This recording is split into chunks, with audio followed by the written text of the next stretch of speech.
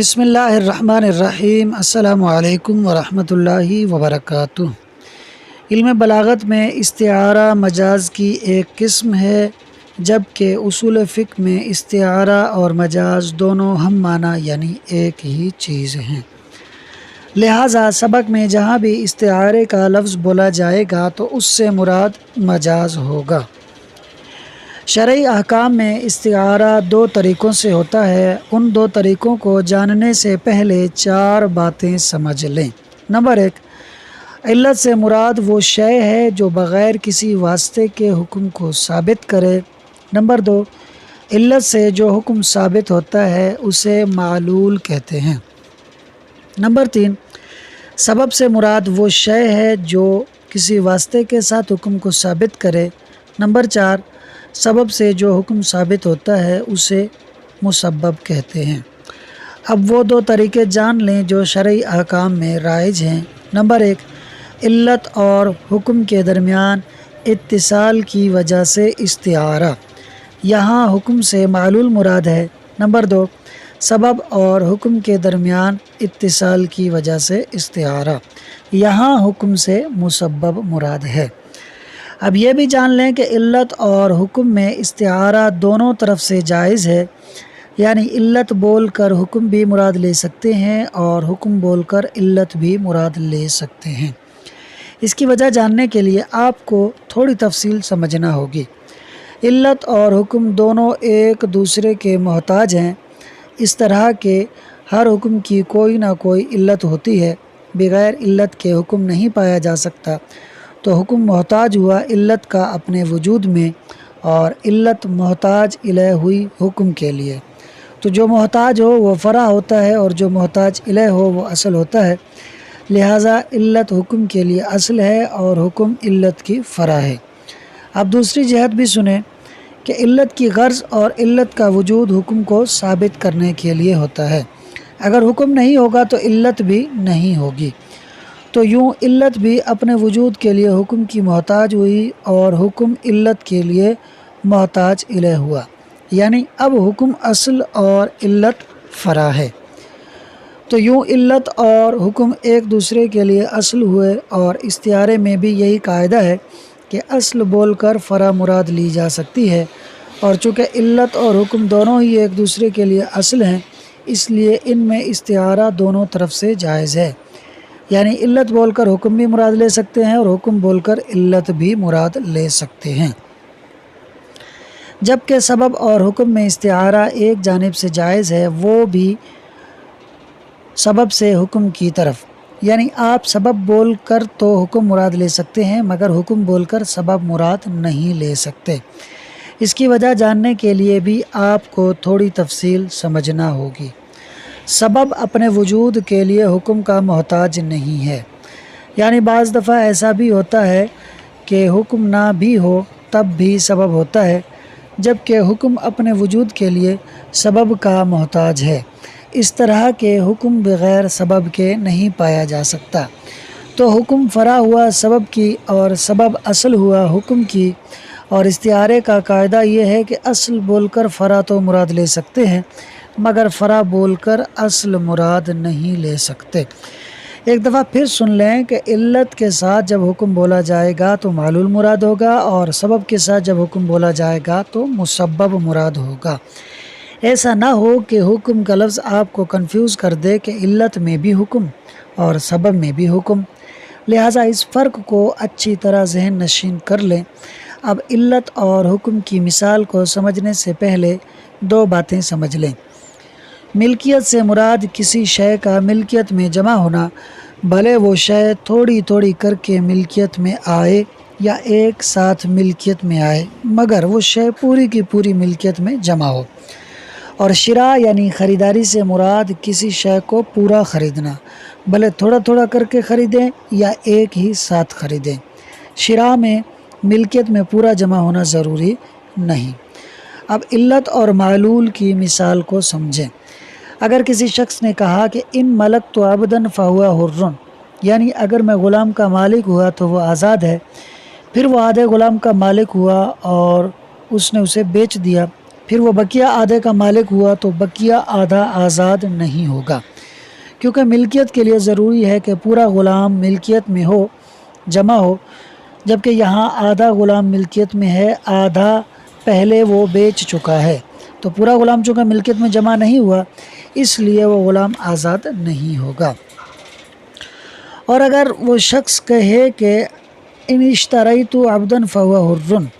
یعنی اگر میں نے غلام خریدا تو وہ آزاد ہے، پھر اس نے آدھا غلام خریدا اور اسے بیچ دیا، پھر دوسرا آدھا بھی خرید لیا، تو یہ دوسرا آدھا آزاد ہو جائے گا، کیونکہ شراء میں پورا غلام خریدنا شرط ہے، بھلے تھوڑا تھوڑا کر کے ہو، ملکیت میں پورا جمع ہونا شرط نہیں ہے۔ اس لیے جیسے ہی اس نے بقیہ آدھا خریدا تو غلام کو چونکہ پورا خریدنا پایا گیا، اب جو ملکیت میں ہے یعنی بقیہ آدھا وہ آزاد ہو جائے گا۔ اب دیکھیے کہ شراء یعنی خریدنا ملکیت کی علت ہے اور ملکیت شراء کا حکم ہے، تو اگر وہ شخص شراء بول کر ملکیت مراد لے جب بھی درست ہے اور ملکیت بول کر شراء مراد لے جب بھی درست ہے، تو یہاں یعنی علت اور حکم استعارہ دونوں طرف سے جائز ہے، مگر جہاں اس شخص کا فائدہ ہو استعارے میں تو وہاں استعارہ تو درست ہوگا، عند اللہ اس کی نیت بھی معتبر ہوگی، مگر قاضی وہاں اس کے استعارے کا اعتبار نہیں کرے گا، بلکہ جو بات اس نے کہی ہے اس پر فیصلہ کرے گا تاکہ جھوٹ کی تہمت سے بچا سکے۔ جیسے اگر کوئی شخص بولے کہ اگر میں غلام کا مالک ہوا تو وہ آزاد ہے، پھر اسے کسی نے غلام ہبہ کیا تو اب وہ غلام کا مالک بن گیا، تو چاہیے تو یہ کہ اس کا غلام آزاد ہو، مگر وہ شخص بولے کہ میں نے مالک بننے سے خریدنا مراد لیا تھا، تو اس کی بات استعارے کے اعتبار سے اگرچہ کہ درست ہے، کیونکہ ملکیت حکم اور شراء اس کی علت ہے، تو وہ حکم بول کر علت مراد لے رہا ہے، یہ درست ہے، لیکن ہم اس کی بات نہیں مانیں گے، کیونکہ اس کی بات ماننے میں اس کا فائدہ ہے، اس طرح کہ اس نے غلام کی آزادی کو ملکیت پر معلق کر رکھا تھا، اب جب مالک بنا ہے تو کہہ رہا ہے کہ ملکیت سے میری مراد خریدنا تھا، اور میں نے چونکہ غلام کو خریدا نہیں ہے بلکہ ہبہ سے مالک بنا ہوں، اس لیے یہ آزاد نہیں ہے، تو اب یہ چونکہ خود کو نقصان سے بچا رہا ہے، یہ تہمت لوگ اس پر لگائیں گے، کہیں گے کہ تم جھوٹ بول رہے ہو خود کو نقصان سے بچانے کے لیے، اس لیے استعارہ درست ہونے کے باوجود بھی فیصلہ اس کے برخلاف دیا جائے گا، اور اس نے جو بات کہی تھی کہ اگر میں مالک ہوا تو غلام آزاد ہے، تو چونکہ اب وہ مالک ہو چکا ہے لہٰذا اسی پر فیصلہ کر دیا جائے گا اور اس کے غلام کو آزاد کر دیا جائے گا تاکہ اسے جھوٹ کی تہمت سے بچایا جا سکے۔ آئیے اب اسے عبارت اور ترجمے سے دیکھ لیتے ہیں۔ فصل فی تعریف طریق الاستعارتی، استعارہ یعنی مجاز کے طریقے کی تعریف کے بارے میں فصل۔ علم جان لو، ان الاستعارۃ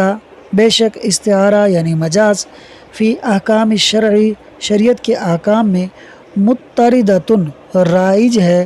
بطریقین دو طریقوں کے ساتھ، احدہما ان دونوں میں سے ایک طریقہ،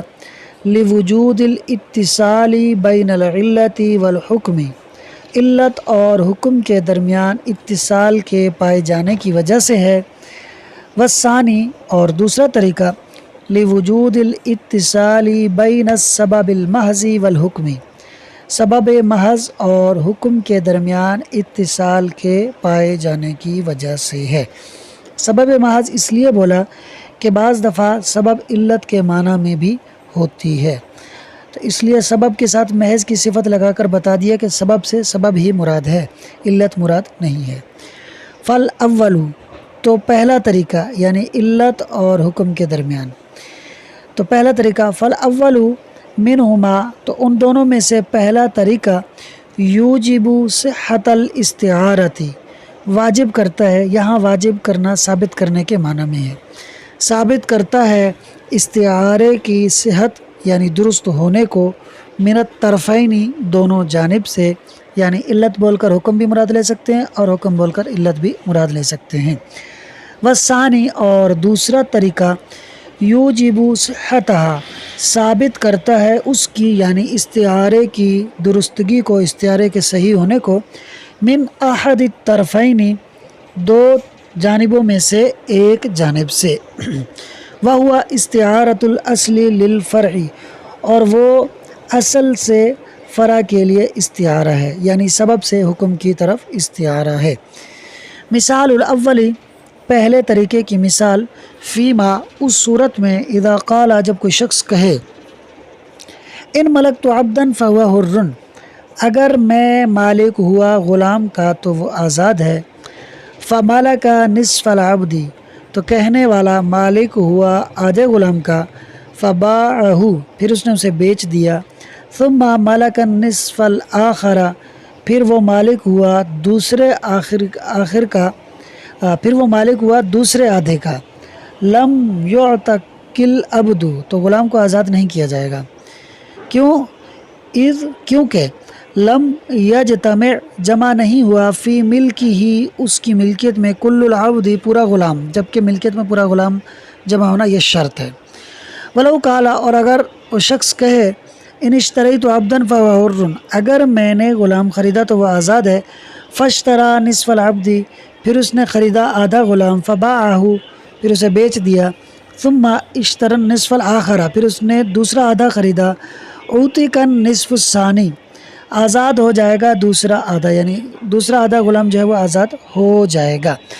ولو عنا بالملک الشراء، اور اگر وہ شخص مراد لے ملک سے شراء، او بالشراء الملک، یا شراء سے ملک، یعنی اگر وہ ملک سے شراء مراد لے یا شراء سے ملک مراد لے، صحت نیتہ بطریق المجازی، درست ہوگی اس کی نیت مجاز کے طریقے کے ساتھ، لأن الشراء علت الملک، کیونکہ شراء یعنی خریدنا ملکیت کی علت ہے، والملک حکمہ، اور ملکیت شراء کا اس کا یعنی شراء کا حکم ہے۔ فعمت الاستعارۃ بین العلت والمعلول من الطرفین، تو عام ہوگا استعارہ علت اور معلول کے درمیان دونوں جانب سے، الا، مگر، انہ فیما یکون تخفیفا، اس صورت میں کہ جب آسانی ہو، تخفیف ہو، کمی ہو، فی حق ہی، قائل کے حق میں، لا یصدق، تصدیق نہیں کی جائے گی اس کی، فی حق القضاء، فیصلہ کرنے کے حق میں، خاصتاً، خاص طور پر، لمعنی التہمت، تہمت کے معنی کی وجہ سے، لا لعدم صحت الاستعارۃ، نہ کہ استعارے کے درست نہ ہونے کی وجہ سے۔